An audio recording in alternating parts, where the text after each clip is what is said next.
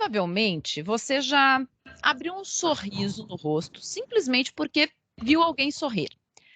Ou quem sabe você era aquele aluno super de humanas, sabe? Aquele que a matemática não entrava na cabeça de jeito nenhum. Talvez ainda alguém na sua família esteja envelhecendo e com isso perdendo algumas capacidades. A memória está falhando, a coordenação motora não está mais tão boa. Que será que tudo isso acontece? E como será que tudo isso acontece? Esse é o papo de hoje aqui no Humanamente, programa da Band News FM, feito em parceria com o Instituto de Psiquiatria do HC da USP. Humanamente, que conta sempre aqui com a minha interlocução, Ellen Brown, e com ele, o psiquiatra Daniel Barros. Oi, Daniel. Oi, Ellen. Hoje temos temas que interessam, acho que diretamente a todo mundo, né? Sobre o nosso cérebro e as nossas funções mentais. Acho que não tem ouvinte que não vá se reconhecer em algum momento ali ao longo do nosso bate-papo. É isso. Ó, e para nos ajudar a fazer esse reconhecimento, está aqui conosco hoje no Humanamente a neuropsicóloga, psicóloga clínica e forense do Instituto de Psiquiatria do Hospital das Clínicas da USP, Fabiana Safi. Obrigada, Fabiana, por estar aqui conosco. Obrigada pelo convite, Ellen. Obrigada pelo convite, Daniel. Bom, eu quero começar bem do comecinho mesmo. Eu quero entender contigo o que é a neuropsicologia e por que a gente tem ouvido cada vez mais associar termos como educação à neuropsicologia ou cuidar de sequelas pós-Covid com neurociência. Por que isso está aparecendo hoje em dia para a gente?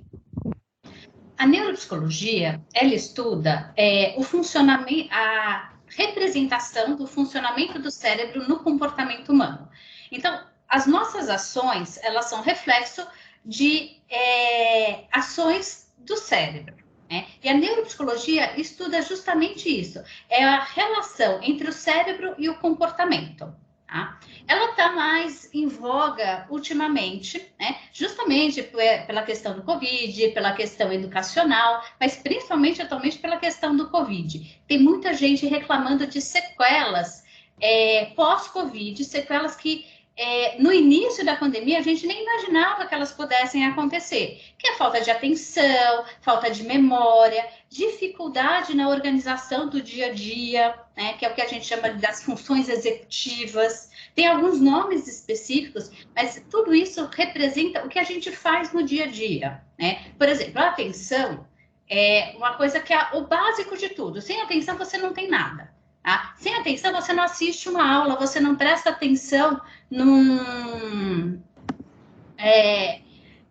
na nossa conversa, né? E a atenção, ela não é simplesmente a atenção geral, ela tem vários aspectos da atenção, tá? Vou dar um exemplo. Para você assistir uma aula, tá? Você fica durante, no mínimo, 50 minutos sentado ali, ouvindo o professor falar, tá? Ou fazendo algum tipo de atividade. 50 minutos realizando uma única atividade, você precisa de uma atenção concentrada. Tá? É a tua capacidade de se manter atento por um longo tempo em uma mesma tarefa. Tá? Quem tem dificuldade na atenção concentrada não vai conseguir ficar 50 minutos dentro de uma sala de aula. Tá? É aquela criança, por exemplo, que levanta a todo momento, que fala com um colega, que cutuca o outro, que interrompe a professora para falar, né? Que dirá básico. Mas que dirá, se já é difícil na sala de aula, o que foi ao longo do homeschooling aí na quarentena, né? Quer dizer, já é difícil prestar atenção para essas crianças. Quer dizer, para todo mundo, né? O ouvinte, acho que se reconhece também, é difícil manter a atenção concentrada. Mas esse exemplo eu acho bom, Fabi, que ele mostra um pouco, acho que o que é a neuropsicologia, se eu entendi direito, assim, a atenção é uma coisa, vamos colocar aqui, de forma geral, psicológica, ou seja, é uma função da nossa mente, é uma atividade mental, né? Não é uma atividade física, é uma atividade mental, prestar atenção. Só que isso passa pelo cérebro, isso tem um lugar ali no cérebro, ou um conjunto de lugares, enfim, no cérebro, que são acionados para que a gente fique atento. E aí a neuropsicologia é justamente isso, a parte neurológica da psicologia, ou psicológica da neurologia, é isso, é a parte do cérebro associada à atenção e vice-versa. A neuropsicologia, para atuar em neuropsicologia, para estudar neuropsicologia, você precisa ter uma noção geral de várias matérias, né? Você precisa saber bem psicologia, quais são os aspectos emocionais, os aspectos dinâmicos. Você precisa saber um pouco de psicopatologia para saber o que é normal, o que não é normal, o que é o esperado, o que está fugindo do esperado. Você precisa saber um pouco de neurologia para saber um pouco a localização, né? Se aquilo que, por exemplo, na dificuldade de memória, a dificuldade de memória passa por uma questão atencional. Quando um paciente chega e fala, eu estou com uma dificuldade de memória, tá? A memória está numa região específica do cérebro, a atenção está em outra região do cérebro. Uhum. E para guardar uma informação, você primeiro precisa prestar atenção naquela informação. Se você tem uma dificuldade na atenção, que é essa outra parte do cérebro, tua memória vai estar prejudicada. E não quer dizer que essa parte do cérebro que cuida da memória, que a memória é processada, onde tem as conexões neurais para a memória, ela está com problema ou está com alguma dificuldade. A dificuldade pode ser na atenção.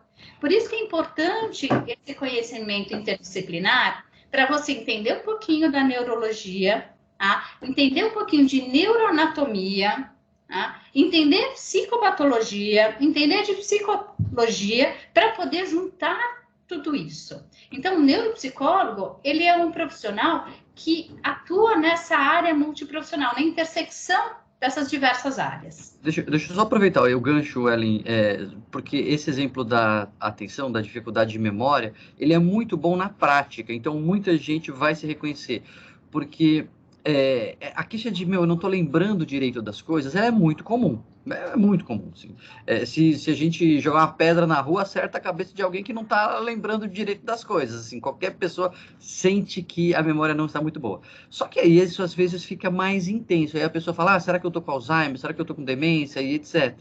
E o que a Fabi colocou, que a gente vê muito na prática, é que na maioria das vezes a memória em si, a área do cérebro associada à memória, está intacta, não é um problema de demência. É porque a pessoa está estressada, porque a pessoa está deprimida, porque a pessoa está ansiosa, não fica no momento, não está ali presente nas coisas que está fazendo, não presta atenção e aí não lembra. Mas não é a memória em si, né? É a atenção. Então, eu acho que é algo que as pessoas reconhecem bastante e mostra como as funções elas são separadas, mas funcionam como um time, né?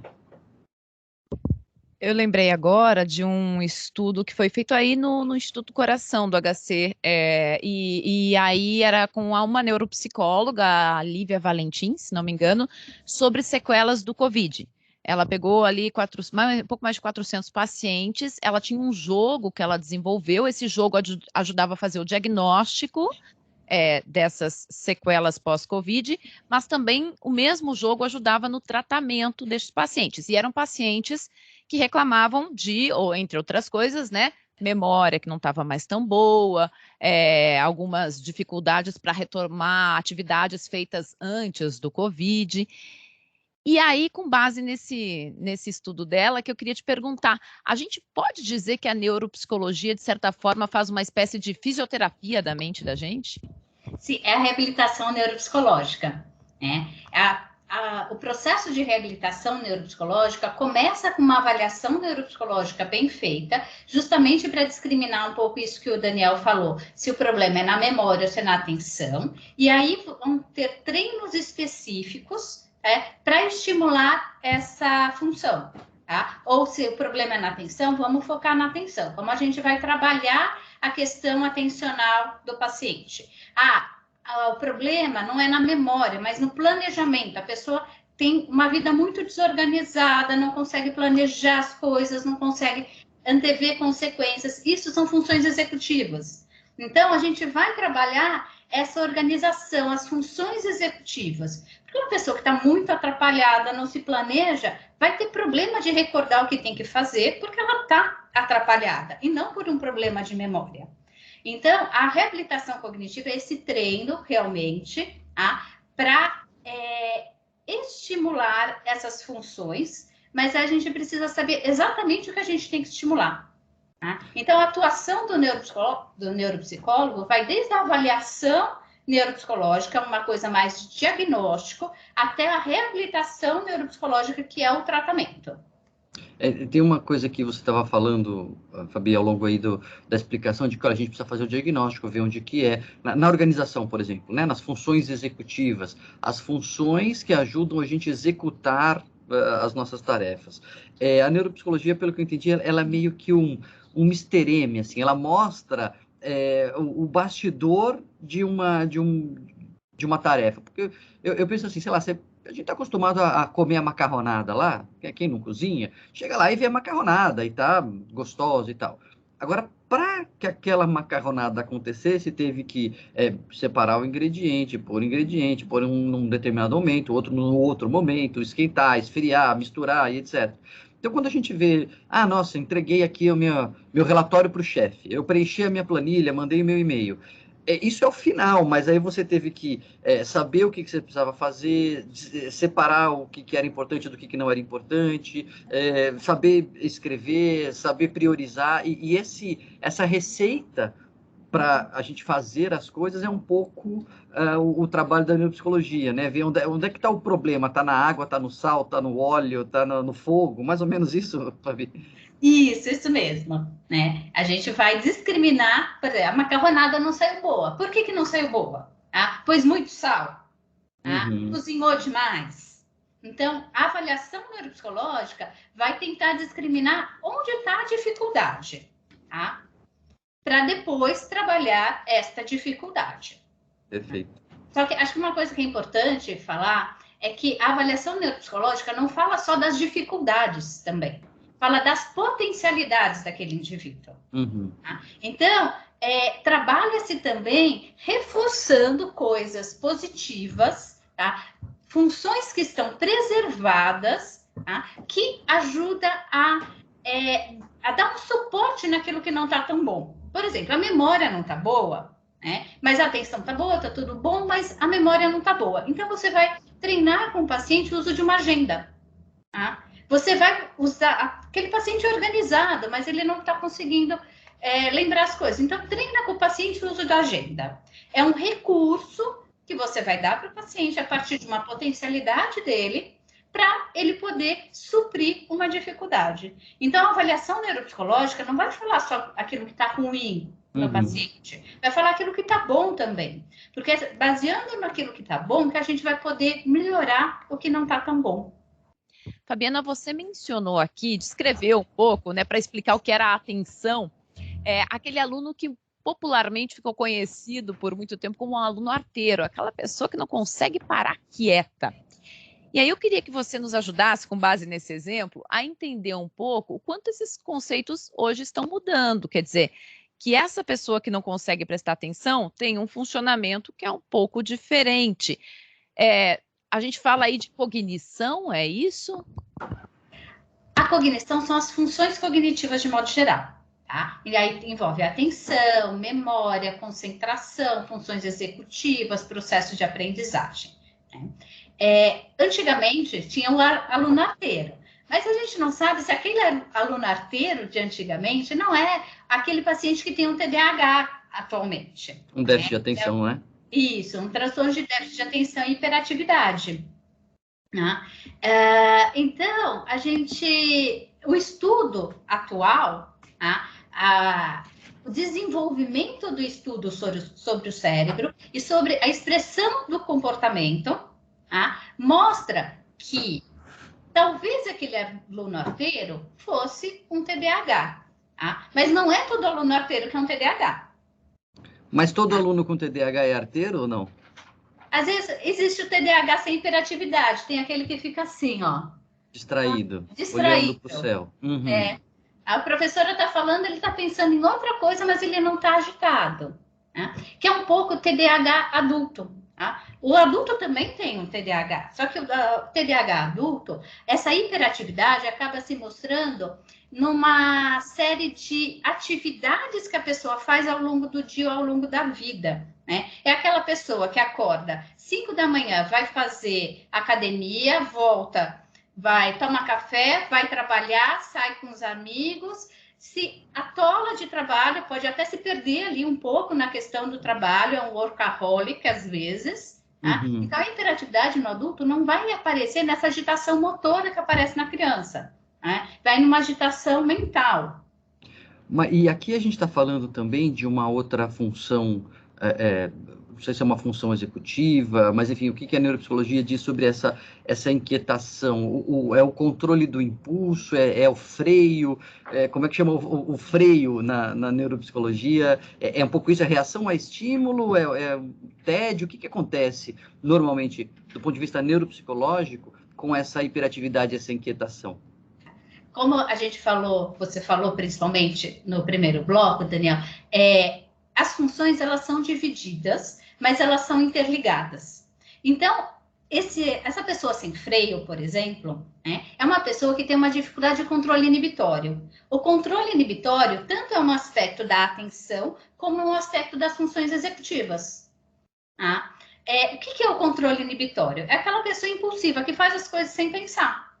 Tá? Tá conversando e solta uma piada fora de contexto. Uhum.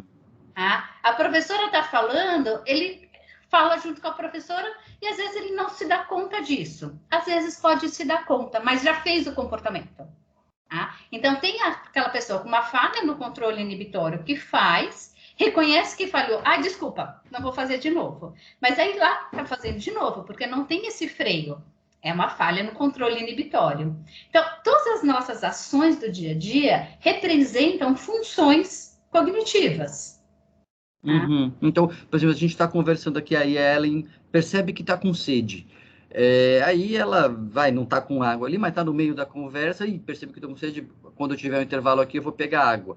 Porque ela inibe o controle de sair para pegar água, sei lá, alguma coisa assim. Agora, se a pessoa... Ela adia satisfação. E agora, se a pessoa tem baixo desse controle...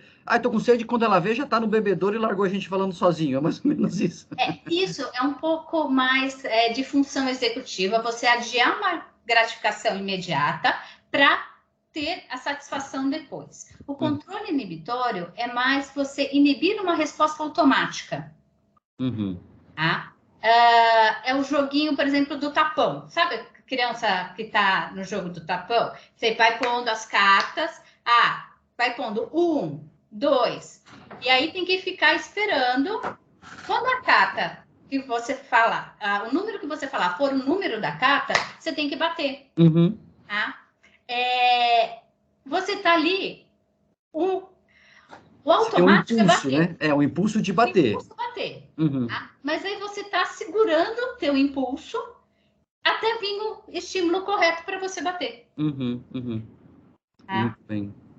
Agora, isso tem... É exatamente isso que você trabalha, quer dizer, diferentemente do que, voltando aí ao exemplo que a gente falava antes, é arteiro, se põe de castigo. Não, isso é uma questão que a gente pode e deve trabalhar com a neuropsicologia.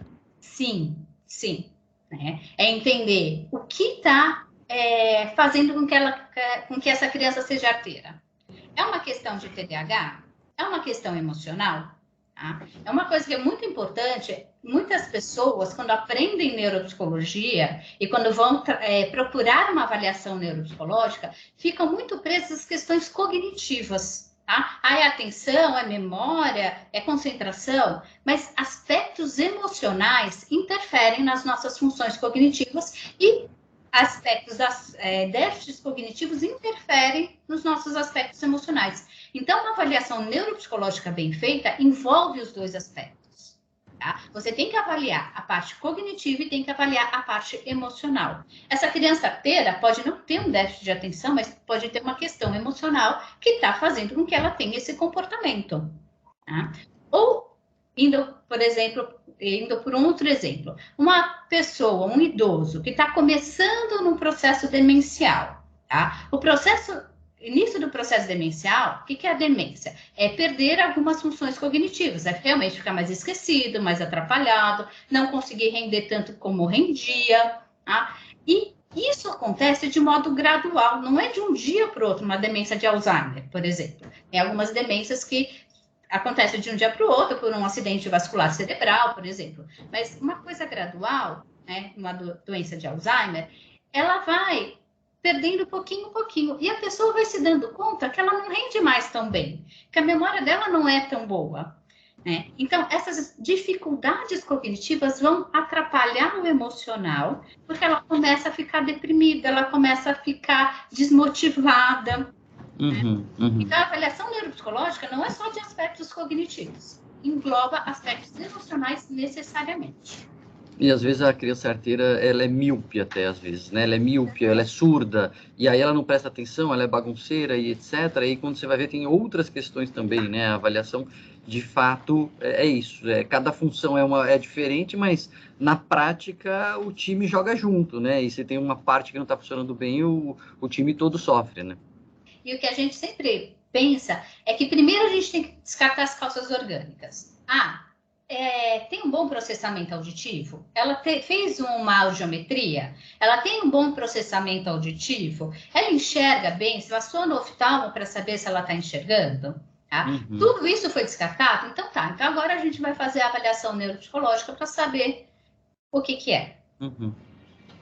Agora, o que me chama a atenção nessa história toda é essa nossa capacidade hoje de conseguir se refazer, ou seja, conseguir melhorar os aspectos que estão ali incomodando. Isso tem a ver, lembro de alguns programas atrás aqui, a gente conversando também com outra pessoa que atuava nessa área de neurociência, né? Tem a ver com a tal da neuroplasticidade, é isso? Isso mesmo. O nosso cérebro, quando a gente nasce, o nosso cérebro ainda não está formado. Tá? Ele é o único órgão que ele vai ser desenvolvido ao longo da vida. Então, ele nasce com as funções mais primitivas, que as funções básicas de atenção, de resposta a impulso. Tá? E ao longo da infância e adolescência, ele vai se desenvolvendo. Tá? Algumas pesquisas dizem que lá pelos 16, 18 anos ele está formado. Outras já falam com 25 anos. Né? Então, o cérebro demora um tempo para se formar. Tá? E todas as nossas experiências, elas vão estimular essas funções cognitivas, vão estimular o nosso cérebro. Tudo que a gente faz e tudo aquilo que a gente deixa de fazer. Né? Se a gente não é treinado na música quando criança, vai ser muito mais difícil aprender música depois de adulto. Tá? Não que seja impossível. Tá? Vai ser mais difícil. Depois que o cérebro está formado, novas ligações neurais, novas conexões neurais podem ser feitas, que é através do treino. E aí que entra, por exemplo, a reabilitação. Um paciente que teve um AVC, por exemplo, né, perdeu a capacidade de fala ou de compreensão, ele vai ser treinado através de uma reabilitação para poder voltar a falar. Não vai voltar a falar como era antes, mas ele vai conseguir voltar a falar.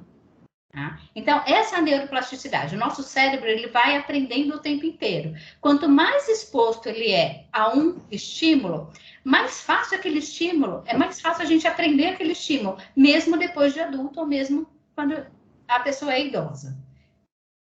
Agora, ele tem uma certa preguicinha, uma busca por uma economia de energia aí, né? Que é o tal do automatismo cerebral. E é aí que você tem que trabalhar com essa preguicinha? Isso, né? Você tem que ir contra aquilo que é automático, ir contra aquilo que já está acostumado a fazer, né? A mesma coisa quando você vai fazer o exercício físico. Aí você começa a fazer academia, os primeiros dias você vai lá, meu Deus, vou para academia. Depois de um tempo, você vai um pouquinho mais animado. Tem gente que vai super animada porque já tem uma predisposição para isso. Outras pessoas vão porque precisam ir. Né? Desculpa. Mas sabe que eu percebo isso quando muda o treino? Então, assim, eu vou para academia agora, comecei aí porque tinha aqui, não tinha jeito, não é questão de ânimo ou desânimo. Eu vou, pronto, tem que ir. Agora, Quando muda o treino fica difícil, fica pesado, fica complicado. Aí depois de uns dias fazendo aquele treino, com aqueles movimentos, com aqueles pesos, vai ficando mais fácil. Acho que para o cérebro também é isso, né? Assim, você tem um ouvinte que não tem hábito de leitura. Ah, Daniel, eu não consigo ler, eu não tenho hábito de leitura. Mas se você esforçar a ler um pouquinho hoje, um pouquinho amanhã, um pouquinho... vai pegando o jeito, né? Essa coisa de pegar o jeito também tem a ver com a plasticidade, né? Isso. E é uma questão de hábito mesmo. Você vai treinando, aquilo vai entrando no teu dia a dia. Vai virando uma resposta automática e não uma resposta que você tenha que fazer o esforço para que ela aconteça. Parando para o nosso programa de hoje, eu fui lendo um pouco da história da neurociência e me deparei com um caso que parece que é algo bem citado, bem comum, que era ali pelos anos de 1800 e alguma coisa, um operário que teve um acidente, foi atingido por uma barra de ferro e tal na cabeça, e que era uma pessoa doce e de repente mudou a personalidade, o valor moral dele, passou a ser uma pessoa diferente. Como assim? Isso pode acontecer? E vocês explicam isso? Sim, né? É o caso do Phineas Gage, né? Ele teve um acidente quando ele trabalhava e uma barra de ferro atravessou bem essa região da testa dele, que é a região frontal, né? O lobo frontal é o lobo que é responsável pelo controle do impulso, pelo planejamento das ações, né? E uma lesão nessa região pode sim mudar a personalidade de alguém, né? A pessoa fica mais impulsiva, ela fala coisas que antes ela não falaria, né? Ela faz coisas que antes ela não faria. Por quê? Porque antes ela tinha um controle inibitório, ela até poderia ter um intuito, a vontade de fazer, mas isso era contida, né? Por questões de aprendizagem, porque ela sabe que aquilo era errado e que não ia fazer. E uma lesão pode ser, não é que todo mundo vai ter, mas pode ser que aconteça essa mudança de personalidade. Ele já não consiga mais controlar o comportamento dele, controlar a vontade, controlar o impulso. Ele vai lá, ele age. Uhum. Né? É um caso bem famoso mesmo, né? Esse do Phineas Gage, ele abria... quebrava rochas, explodia rochas para fazer trem, né? Fazer trilho de trem, e aí era daquele jeito, punha pólvora lá, fazia um buraquinho na rocha, punha pólvora lá no fundo e socava a pólvora com uma barra de ferro, e aí a barra de ferro deu uma faísca, virou um ariete, e atravessou mesmo a cabeça dele. A lesão frontal, né, Fabi, ela também acontece em casos de demência, às vezes, né? Tem tipos de demência que vão atacando essa mesma área, a região frontal, e essa região é aquilo que você estava dizendo que torna a gente meio civilizado, vamos colocar assim, né? Tanto que é talvez a região mais desenvolvida, mais recentemente desenvolvida, animais não têm, enfim, né? Que é isso, é levar em conta o outro, adiar a gratificação, pensar bem se é isso que eu quero, fazer contas automáticas ali de custo-benefício, e a pessoa vai perdendo isso, né? Tem vontade, faz, ela vai ficando, entre aspas, mais incivilizada, um pouco assim. Isso, né? Não é só uma lesão física, um traumatismo craniano que pode acarretar isso. Né? A gente vê, eu trabalho muito na área forense, e a gente vê alguns idosos que acabam tendo, por exemplo, um comportamento de assediar sexualmente outras pessoas, né? Crianças, adultos, mas não porque ele seja um pedófilo, mas sim porque ele está começando a ter um quadro demencial, né? Onde essa região está sendo danificada e ele perde esse controle. Uhum. Né? Ele não consegue inibir o comportamento, ele não consegue mais planejar as ações dele de modo adequado. Né? Então, a neuropsicologia, o entendimento do cérebro, ela perpassa assim, por todas as áreas, né? Vai desde a criança ali na área educacional, ou do desenvolvimento, até o idoso, passando pela clínica, pela forense, pela área educacional, pela área trabalhista, um acidente de trabalho, né? Uma intoxicação, por exemplo, intoxicação por mercúrio, né? É uma coisa que atualmente a gente não vê tanto por conta dos EPIs, mas algum tempo atrás, não tinha tanta proteção para os profissionais que trabalhavam nessas fábricas de lâmpada fluorescente, né? Ali tem mercúrio, né? E aí os profissionais que atuavam na linha de produção das lâmpadas fluorescentes desenvolviam uma doença que chamava hidragilismo, que dá uma alteração importante de memória e de funções executivas, né? E aí o sujeito, às vezes, achava que a mulher acha que o cara tá bebendo, né, e tá, enfim, ficando diferente, etc. E às vezes é uma intoxicação. E esse diagnóstico neuropsicológico, nesse sentido, é fundamental. Ele é muito baseado em testes, né, Fabi? A gente falou de neuropsicologia aqui e não falou de testes. É quase impossível falar de neuropsicologia sem falar daqueles testes que, na cabeça do ouvinte, principalmente o que vem, pelo menos a imagem que vem, é dos testes psicotécnicos, né, que a gente faz ali para tirar a carteira de motorista. Tem a ver? É um pouco por aí? Nada a ver? Totalmente diferente? Como é que funciona? Tem a ver, né? Mas não é só isso. Uhum. Tá? Os testes neuropsicológicos, eles vão medir função por função. O teste psicotécnico para a carteira de motorista, né? Atualmente, eles têm feito, inclusive, testes de atenção, tá? Teste de atenção concentrada, atenção dividida, que é lidar com várias coisas ao mesmo tempo.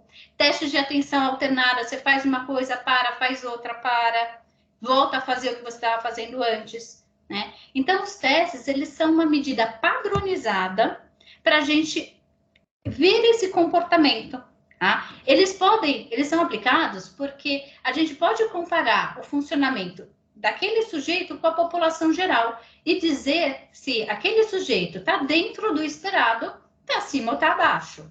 Tá? Se ele foge do esperado ou se ele está dentro do esperado. Então, o uso de instrumentos padronizados é importante por conta disso. Você sai da sua observação, que é algo mais subjetivo, tá? Para ir para um instrumento padronizado que você compara com o resto da população. Tá? O uso do teste também é importante porque você consegue comparar o sujeito com ele mesmo. Tá? Você aplica, por exemplo, um teste de atenção, né? E a atenção está baixa, só que você não aplica só o teste de atenção, você aplica um teste de QI junto. E o QI está na faixa superior, faixa média superior, e a atenção está na faixa inferior. Aquela atenção na faixa inferior ou numa faixa média inferior não é condizente com o funcionamento superior que apareceu no teste de QI. Então, você vai dizer que para aquele sujeito ele tem uma dificuldade específica na atenção, mesmo que para a população geral ele está funcionando até que razoavelmente bem. Aí, eventualmente, se é um quadro depressivo, por exemplo, que atua, que pode atrapalhar a capacidade do sujeito se concentrar ali, prestar atenção, você ainda tem mais uma vantagem, que você pode tratar, o sujeito melhora, e aí você refaz o teste, né? Ou aplica o teste de novo, e você tem uma medida objetiva de melhora também, né?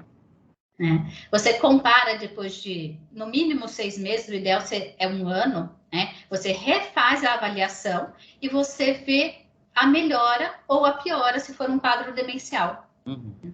Por isso que muitas vezes na avaliação neuropsicológica a gente sugere a reavaliação depois de 1 ano, justamente para saber se vai ter um declínio ou se vai ter uma melhora. Agora, o tratamento, quando você encontra um caso, por exemplo, de demência, ele é feito com uma neuropsicóloga e ele também pode ter o auxílio de medicações. Como é que você faz? Ou a neuropsicóloga ainda precisa de um outro psicólogo junto? Como é que funciona? É uma equipe né? É um trabalho multidisciplinar, envolve a reabilitação neuropsicológica, pode envolver uma psicoterapia, dependendo se tem questões emocionais também envolvidas ali, envolve o psiquiatra, tá? Que vai ver essa parte medicamentosa, pode envolver uma terapeuta ocupacional, que vai lidar com as atividades de vida diária, a funcionalidade daquele paciente. Tá? Então, é uma equipe, um geriatra, tá? Uhum. É uma equipe multi que trabalha junto com o paciente.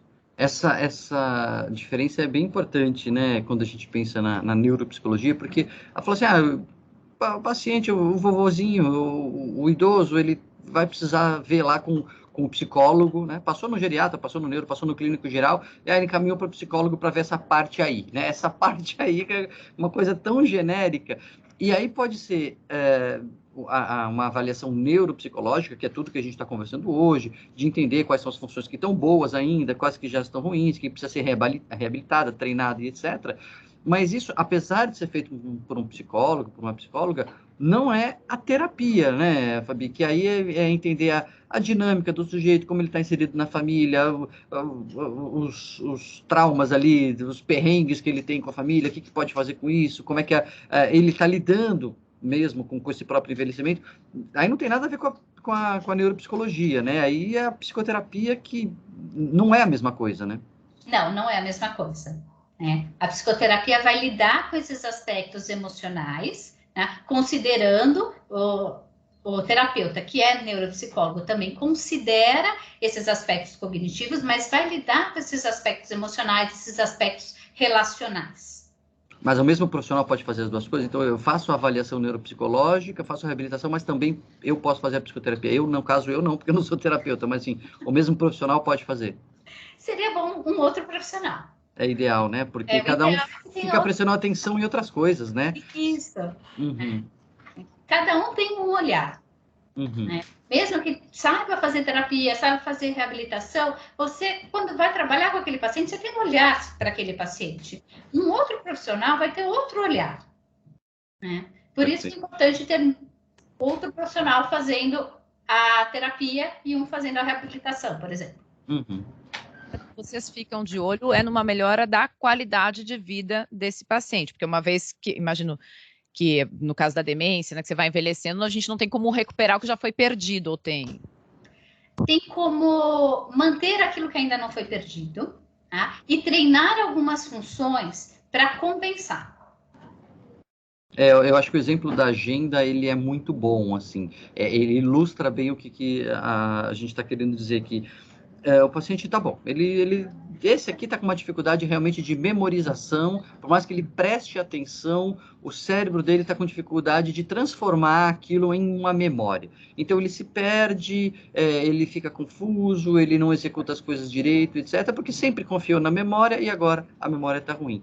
Mas como ele tem atenção, como tem a capacidade cognitiva de escrever, de né, ler e etc., você vai na reabilitação ensiná-lo a compensar, né? Então, então, é uma pena, a memória não é mais a mesma, enfim, acontece. Então, vamos usar a agenda. Mais ou menos, voltando ao exemplo da fisioterapia, né, que a Ellen trouxe no começo, mais ou menos como você está perdendo a força da perna e aí vai ter que usar uma bengala ou vai ter que usar um andador. É ruim, eu preferia não precisar, mas temos esse recurso, vamos aproveitar a força do braço para ajudar na caminhada a força da perna. Vamos aproveitar a atenção para ajudar a memória. Mais ou menos assim, né, Fabi? Exatamente, né? E assim, outras dicas e treinos que a gente faz com o paciente, por exemplo, ele esquece de tomar o remédio. Que horas que tem que tomar o remédio? É de manhã? É à noite? Então, põe a cartelinha do remédio perto da escova de dente. Aí, quando você vai escovar o dente, você vai olhar para a cartelinha do remédio, você vai lembrar que você precisa tomar o remédio. Uhum. Então, isso também faz parte desse treino. Né? Você organizar a casa do paciente, tá? Para que ele possa ter uma vida mais funcional, consiga lidar com essas dificuldades de modo que não interfira tanto no dia a dia dele. E serve na outra ponta também, né, para criança com déficit de atenção que é muito distraída. Então você vai lá entender, tem que ter menos distratores, né, menos coisas para distrair na hora que você vai fazer lição de casa, por exemplo, né? Não pode fazer lição de casa com a TV ligada, o celular ligado e assim por diante, né? Exatamente. Bom, o nosso Humanamente de hoje conversou aqui sobre os mistérios da nossa mente, como ela opera e como dá para a gente melhorar, otimizar aí esse aparelhinho que fica por aqui pensante sempre. A gente contou hoje com a participação da neuropsicóloga, psicóloga clínica e forense do Instituto de Psiquiatria do Hospital das Clínicas, Fabiana Safi. Obrigada, Fabiana. Eu que agradeço, foi ótimo participar. Obrigada. Daniel, mais uma vez, muito obrigada aqui pela nossa parceria de mais uma semana no Humanamente. Parceria e aprendizado. Eu adoro fazer esse programa porque eu aprendo muito. Obrigado, Fabi. Valeu, Ellen. Bom, Humanamente, ó, fica disponível sempre com imagens no canal do YouTube da Band News FM e nos nossos tocadores, nos seus tocadores de podcast, o que você preferir, você pode ouvir lá o programa na íntegra também no podcast, além, é claro, daqui da programação da Band News FM. Nós ficamos por aqui hoje, mas temos um novo encontro marcado. Até a próxima semana.